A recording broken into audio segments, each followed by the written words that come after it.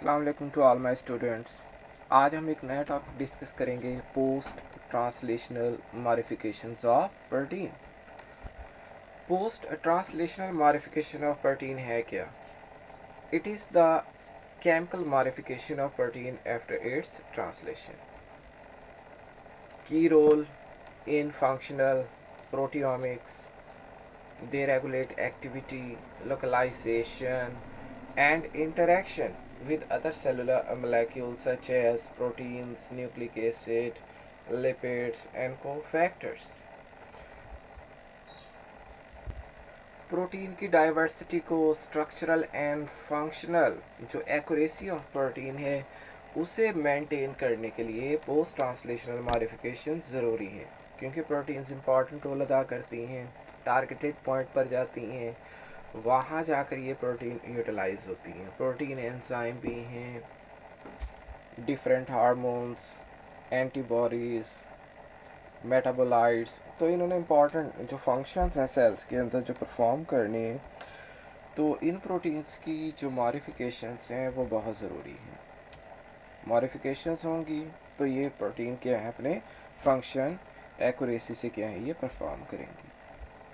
Post translational modifications और PTMs are involved in modifying the protein structure after they have been translated according to information on messenger RNA. The post-translational modifications can be enzymatic or a covalent. In the human body, these PTMs increases the diversity and accuracy of proteins.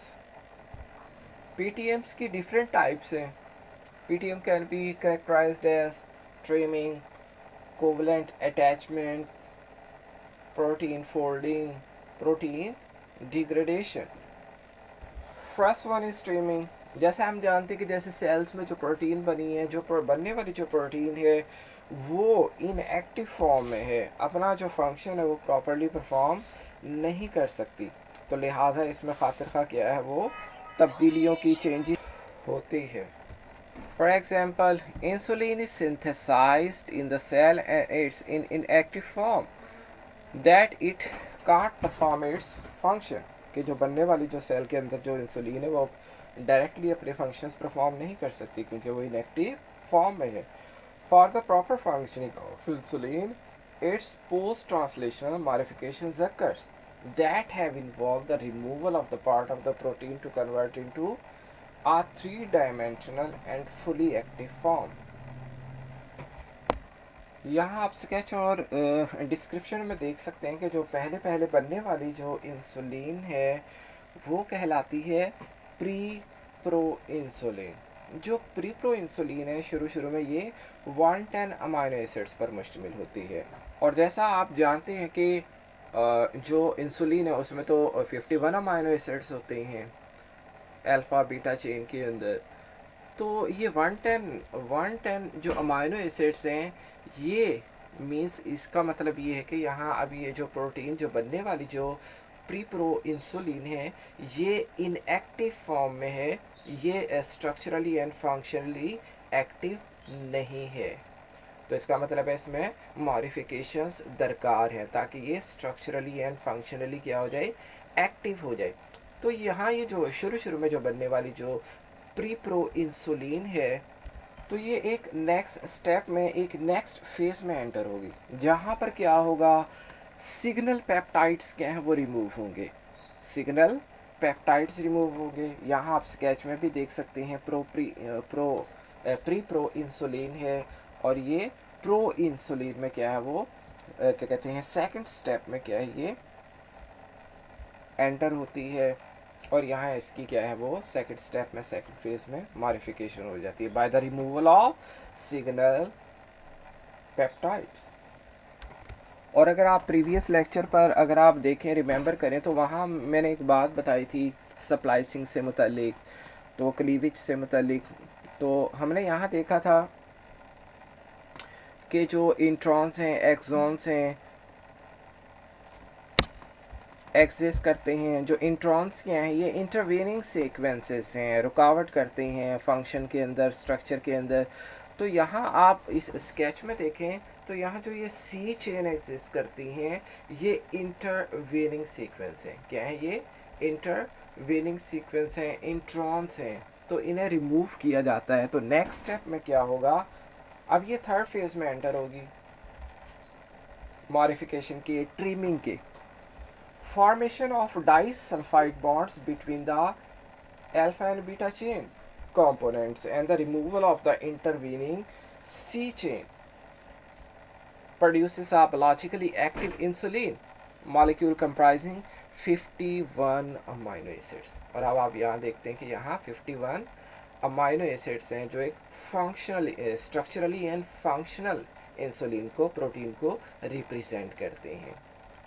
तो यहाँ आपने देखा कि जो बनने वाली जो शुरू में जो प्रोटीन थी, इंसुलिन थी, वो थी pre pro insulin. Pre remove हो गया।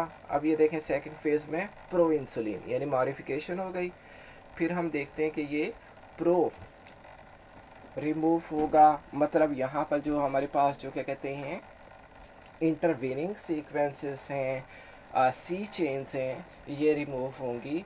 डाइसल्फाइड्स बॉन्ड्स बनेंगे अल्फा और बीटा चेन के अंदर, तब जाकर ये फंक्शनल प्रोटीन में ट्रांसफॉर्म होगी। That is active and structurally functional protein insulin.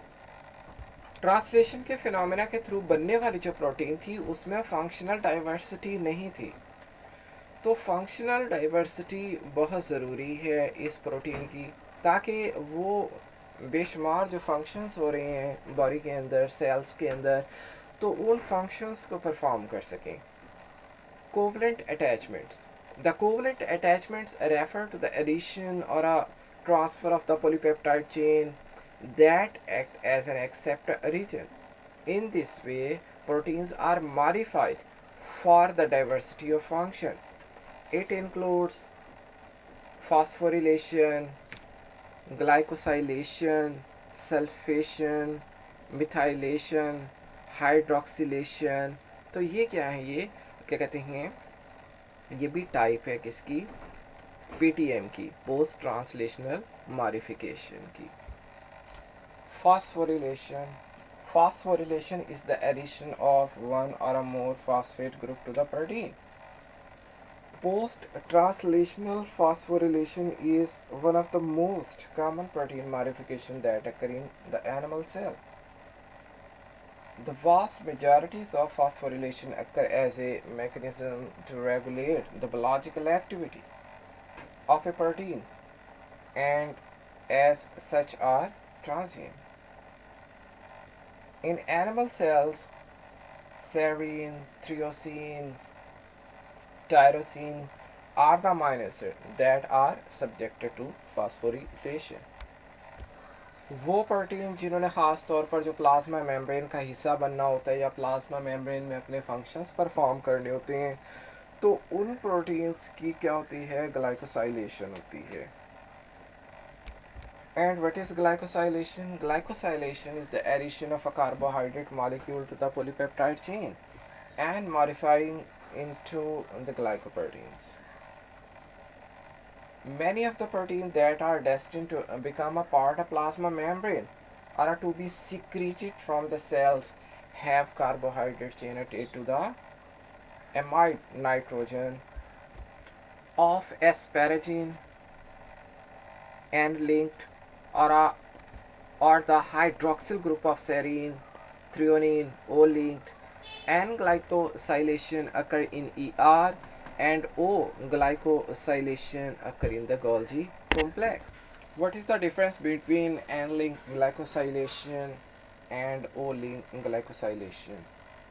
N-linked glycosylation is a form of glycosylation where the glycan is attached to a nitrogen atom of a asparagine or a arginine residue of a protein. In eukaryotes, it occurs in the lumen of the endoplasmic reticulum. O-linked glycosylation is a process where the O-linked glycans attach to the hydroxyl oxygen of serine, threonine, tyrosine, hydroxylsine, or a hydroxyproline side chain of protein. Next है sulfation, PTM की type. Sulfate modification takes place by the addition of a sulfate molecule, and these modifications of proteins occur as tyrosine residues. Methylation, the transfer of one carbon methyl group to a nitrogen or oxygen to amino acid side chain, increases the hydrophobicity of the protein and can neutralize the negative amino acid charge when bound to a carboxylic acid. Methylation is mediated by methyltransferases enzyme and S-adenosyl methionine. SAM is the primary methyl group donor.